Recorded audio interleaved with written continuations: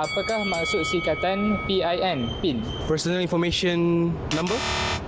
Personal Identification Number. Betul. Very good, very good. Namakan satu negara yang bermula dengan huruf L.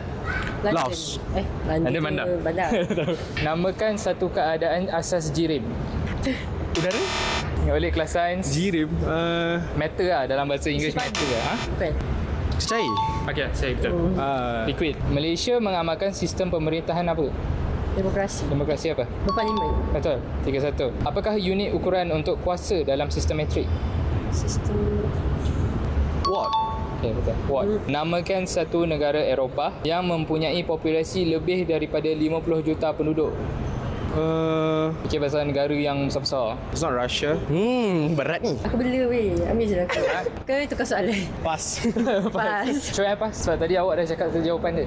Damn. Okay, faham. Faham sangat-sangat. Apakah produk kosmetik yang digunakan pada wajah untuk menjadikan tona kulit lebih Foundation. sekata? Foundation. Okay. Tak tahu.